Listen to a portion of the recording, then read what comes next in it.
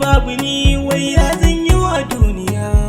Ke ce nake yabo ƙaunar ki ta kama zuciya, ko wadda baki zan kawo naushi masoyiya. Ni yar fulani ce ka san gona da ladabi, komai ka ce da ni umarni na ka zanabi. Ni da kai a so ko mun zamto malam da ɗalibi, ka zan farin wata ni kuma zara sahibi.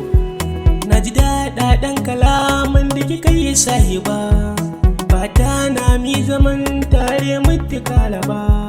Soyayyen mu ta nisa domin muna gaba, rashin ki za ya samun ciwo kin ji sahiba.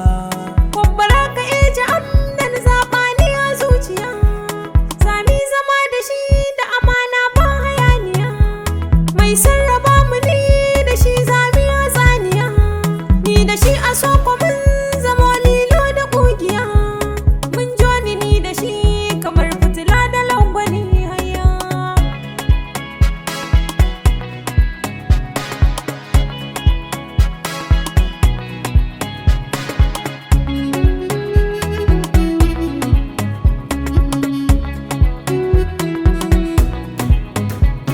Ni dai a so yanzu dai sa'a na samu jaruma, mai so na gaskiya take mini babu haddama.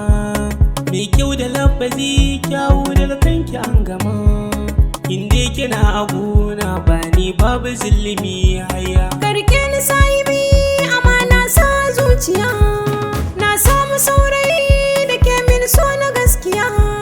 Ya bani maganin ciwon da ke a zuciya, dan zai kula da ni tamkar uwa da jinjiri haya. So ya kama ni ya mun rauni, ke nake ta tunani, sanki ya tura ni. Ke ce madubina, hasken idanuna, uwa gurin 'ya'yana, ke ce muradin rai.